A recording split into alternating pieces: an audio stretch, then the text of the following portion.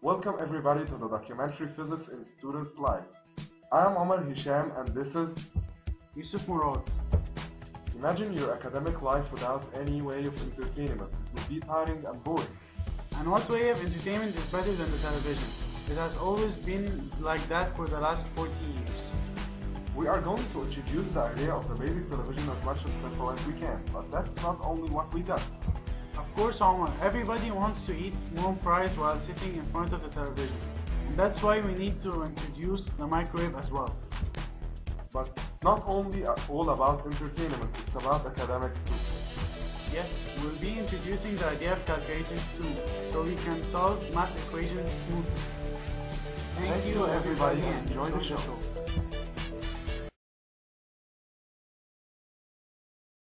Hi, my name is Jean, and this is my son Tom, and my husband Mike. We are gonna take you through a tour in this documentary, beginning with the television. Now we start talking about the actual mechanism that runs inside the TV. The TV is mainly composed of a cathode ray tube.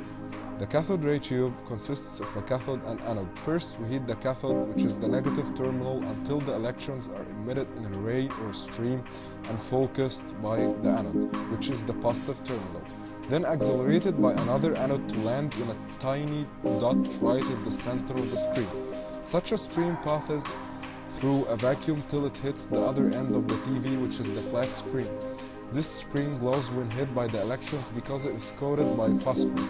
It would only hit the TV at one point or a pixel, but thanks to the steering coil that makes the beam scans the phosphor from left to right along with the bottom and top.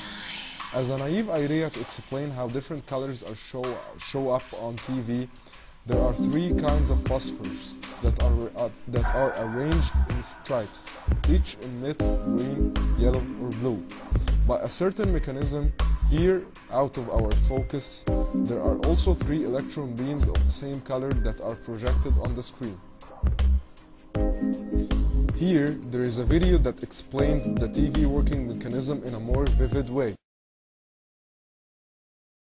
TVs are amazing and they get better every year.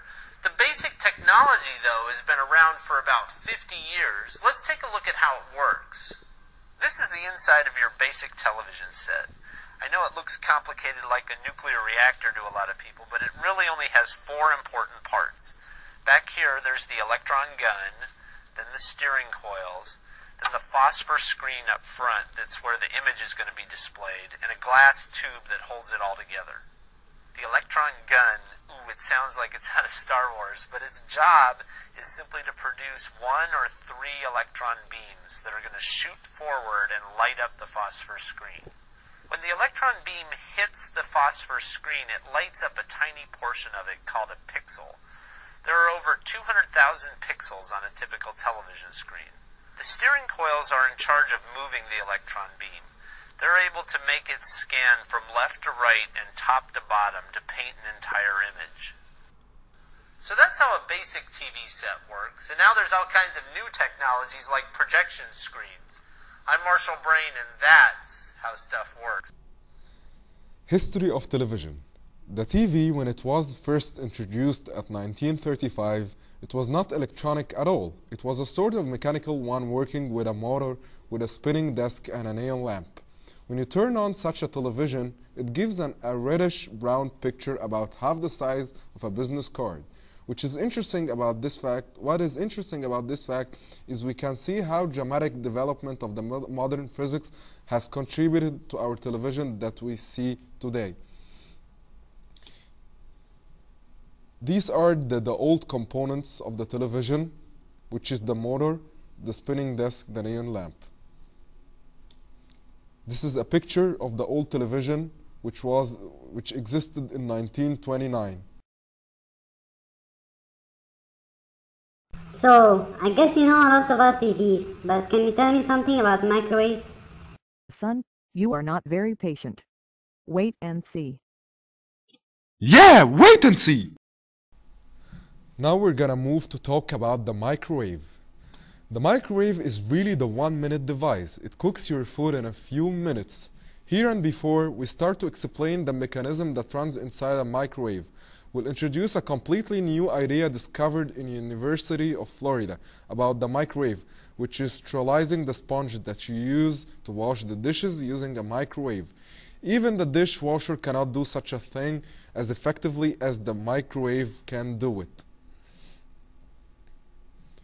Here is the video. Now from the University of Florida, the Research Report, highlighting research that could make a difference in your life. Sponges have become one of the top sources of bacteria problems in many American homes. Now, University of Florida engineers have discovered that after a few minutes in a household microwave, a sponge once riddled with germs will come out bacteria-free. Here's UF engineer Gabrielle Bitton. Dishwasher will not remove completely the microbes unless the one you use chlorine, but chlorine smells and so I think the best way to do it is simply wet your sponge. You cannot do that with a dry sponge. Wet your sponge and throw it in the microwave for about 2 minutes and the sponge will be sterilized. Tests show the heat from the microwave renders bacteria like E. coli inactive in barely a minute. Experts say it's an easy and cheap precaution to take. One of the cheapest machines you have in your home is a microwave. It could be less than $100, and so anybody can afford a microwave and a cheap way to take care of contamination. And in tests so far, the approach has proven completely effective. At the University of Florida, I'm Quentin Iman. This has been a research report from the University of Florida, the foundation for the Gator Nation. Here we're gonna move to the history of the microwave. It was discovered during a radar-related research project in 1946, when Dr. Spencer, the guy working on the project, noticed something unusual. He was testing a new vacuum, and then he realized that the candy bar melted in his pocket. This time he brought the popcorn and placed it near a vacuum and walked further distance. The popcorn started to sputter and crack. This is how he noticed the nature of the microwaves of vibrating the food. The first microwave was at the weight of 750 pounds, 5.5 feet tall, and the cost of 5 Gs. Here's a picture that shows the microwave of the 1946. The microwave is a crucial device in the student's life. Some people here in the AUC in the dorms just use the microwave to heat their food and warm it before they eat. So basically, imagine their lives without a microwave. It would be like a mess.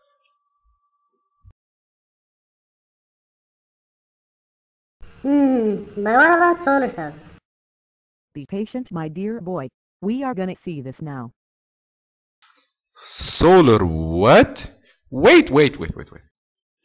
You have probably seen many solar cell devices in your life, whether small like in calculators and other electronic devices, or larger panels which are perhaps seen on emergency road signs or even in parking lots, to power the lights on the side of the roads in the middle of the deserts. The devices using them usually never need batteries, and in some cases don't even have an off button. As long as there is light, they seem to work forever. Photovoltaic cells are the ones seen in calculators and satellites. They are responsible for converting sunlight directly into electricity. A group of those cells that are connected into a frame are called solar panels or modules. The panels can then be grouped into larger solar arrays used in air bases. Those types of cells are made of semiconductor, especially the element silicon, which is used most commonly. The process starts when light strikes the cells. Some of the light is then absorbed within the semiconductor material. This light energy knocks electrons loose, allowing them to flow freely. The photovoltaic cells have one or more electric fields that forces the electrons freed by light absorption to flow in a certain direction. This flow of electrons forms a current, and by placing metal contacts on the top and bottom of the PV cell, we can extract the current to power the battery of, for example, a calculator. The final parts of a PV cell are an anti-reflective coating which is applied to prevent the loss of photons because silicon is a very shiny material. One of the big problems the solar plants are facing is the huge use of space for the solar arrays. But the solar cells of the future will be much more adaptable and less space using, with the researchers already succeeding in creating highly absorbing flexible solar cells that can be printed on plastic. Now researchers have gone one step further with the development of the first solar cell printed on paper. For the record, this is a community-based learning video Done by AC students. Thank you for listening intently and goodbye.